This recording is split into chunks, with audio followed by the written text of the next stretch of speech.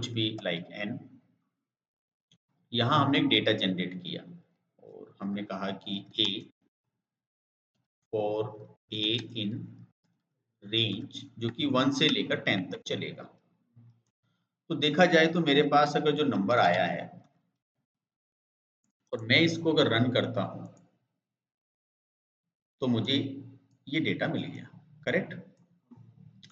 अब मुझे करना क्या है, मैंने एक डेटा लिया m, फिर मैंने यहाँ पर b for b in range, ये भी मैंने 1 से लेकर 10 तक रखा और इसमें मैंने कुछ करवा रहा हूँ, पावर करवा रहा हूँ। तो इसमें मेरे पास क्या है, पावर आ गया। अब मैं एक डिक्शनरी बना रहा हूँ तो इसमें देखा जाए तो कॉम्प्रिहेंशन हुआ। अब देखा जाए तो मैंने एक डिक्शनरी बनाई जैसे कि माई डिक्ट के नाम से, ये डिक्शनरी कॉम्प्रिहेंशन। तो मैंने कहा कि फॉर पैरेंथेसिस की कॉमा वैल्यू इन किस में से, n और m दोनों। तो मैंने जिप लगा दिया n कॉमा m। तो ये n और m में से n निकाल के कहाँ लाएगा, की में, और m निकाल के कहाँ ले आएगा, वैल्यू। तो मैंने कहा एक काम कर दो, तो फिर आप यहाँ आ जाओ और यहाँ पर एक नाम रख दो, क्या, की कोलन वैल्यू। तो ये अपने आप की यहाँ आ गई और ये वैल्यू मेरी उठकर यहाँ आ गई। और अब अगर मैं इसे प्रिंट करूंगा स्क्रीन पर, मैं क्या देख सकता हूँ, माई डिक्ट, और माई डिक्ट करने पे जो आपको आउटपुट नजर आएगी फिर वो आपकी आएगी 1 से 1, 2 पे 4। हाँ, तो स्क्वायर बन गया। इसमें आपने कहा कि सर मैं केवल वही चाहता हूं जो इवन वाले स्क्वायर बने, तो इसी में आप यहाँ पे क्या लगा सकते थे कि इफ के साथ ये जो है मेरा b, और इसको मैं डिवाइड बाई 2 अगर इक्वल इक्वल क्या कर दूं, तो अब इसके पास है ना जो वैल्यू है वो थोड़ी सी कम आएगी। तो इसने क्या किया, इसके हिसाब से चलाया।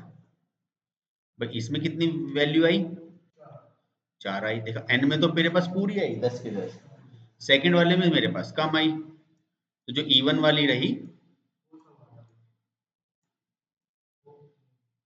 तो देखा जाए तो ये क्या हुआ, मेरा डिक्शनरी कॉम्प्रिहेंशन, और ये सब किसका पार्ट है, मेरा लिस्ट कॉम्प्रिहेंशन का। तो बहुत अच्छा ये प्रोग्राम मेरा इसमें बन गया है। तो अगर मेरे पास पहले से ही नेम बने होते तो मैं नेम यहाँ पे फिट कर देता, डिक्शनरी में यहाँ से बना देता। इसमें देखो सेट कॉम्प्रिहेंशन क्या है, सर एक लिस्ट बना लो, डेटा,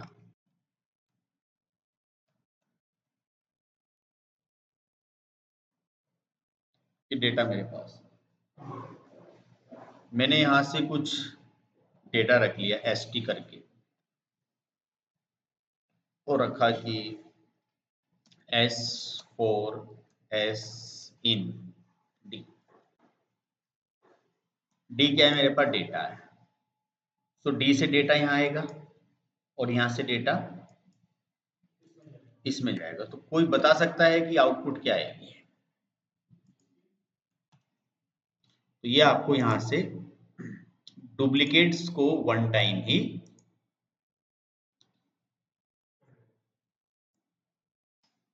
तो ये आपका हुआ सेट कॉम्प्रिहेंशन, ये हुआ आपका लिस्ट कॉम्प्रिहेंशन, और ये हुआ आपका डिक्शनरी कॉम्प्रिहेंशन। आई होप ये आपका टॉपिक बहुत अच्छे से क्लियर होगा, कॉम्प्रिहेंशन।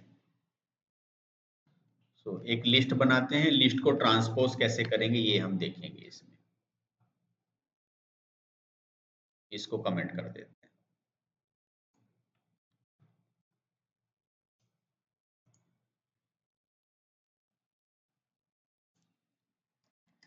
तो नेस्टेड लिस्ट, सबसे पहले ये लिस्ट बनाते हैं। सो मैंने कोई भी डेटा लिया यहाँ से, और कल जैसे हमने यहाँ पे रखा कि 10, 20, 30, ये 1 पेयर हुआ। फिर ऐसे ही मैंने यहाँ पर फॉर एग्जांपल 40, 50, 60, ये मेरा सेकंड पेयर हुआ। Then 70, 80 and 90। तो कुल मिला के मेरे पास एक यहाँ पर लिस्ट बन गई। अगर मैं इसको इस तरीके से प्रिंट करता हूँ तो जो मुझे आउटपुट मिलेगी वो सिंपल ऐसे आ जाएगा, लेकिन मुझे आउटपुट ये इस तरीके से नहीं चाहिए। सो मैंने कहा है कि एक लूप लगा दो। सो फॉर आई इन, मुझे क्या करना है, ये 3 तक चलाना है। सो मुझे यहां पर रेंज करना होगा, 0,3 मैंने कर लिया। इसके बाद एक लूप और यूज करते हुए आई जे के लिए चलाना, ये 0 0 पे है, ये 0 1 पर है, 0 2 पर है।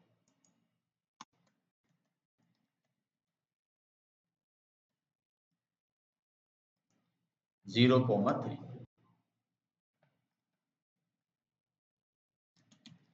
और यहां से हम इंडेक्स नंबर क्या ले लेते हैं, आई, और दूसरा क्या लेते हैं यहां से, जी। सो इंडेक्स नंबर आई पर जो वैल्यू है वो क्या है, 10। हाँ, और अभी दोनों 0 0 हैं। अगले टाइम क्या होगा, जे 0 से 1 पे पहुंच जाएगा, फिर 2 होगा, फिर 3 होगा, तो पहली रो का पूरा एलिमेंट आ जाएगा।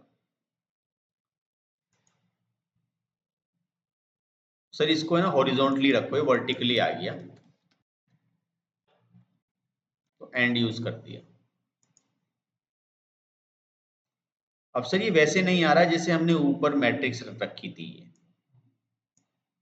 तो मैंने कहा कि जब ये पूरी एक रो प्रिंट हो जाए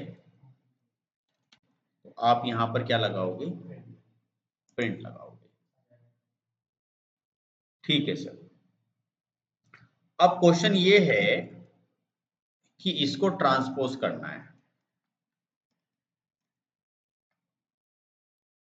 सो ट्रांसपोज करने के लिए मुझे क्या करना होगा, इस लिस्ट को बदलना होगा। सो मैंने क्या किया, इसी कॉन्सेप्ट को पिक किया। सबसे पहले मैंने छोटा सा ट्रिक यहां पे अप्लाई करने की कोशिश करी, जी। तो देखा आई पे वैल्यू क्या है, 0, और जे क्या हो गया, 0, फिर 1, फिर 2। सर जरा से चला के देखिए मैंने, ठीक है। जरा एक यहां पर इसके इंडेंटेशन से बाहर आकर एक है ना प्रिंट लगा दीजिए।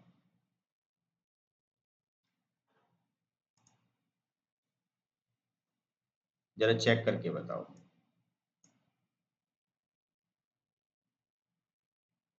1040, 1040।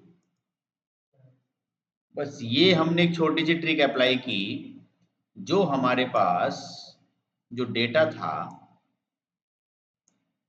जो आई जे था, वो मैंने चेंज कर दिया, तो वैल्यू क्या हो गई मेरी, ट्रांसपोज हो गई।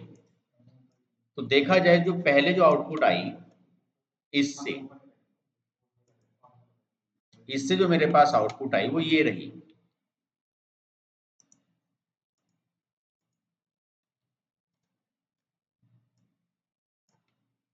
ये आउटपुट आई इस लॉजिक से, और सेकंड लॉजिक से जो मेरे पास आउटपुट आई है वो ये है।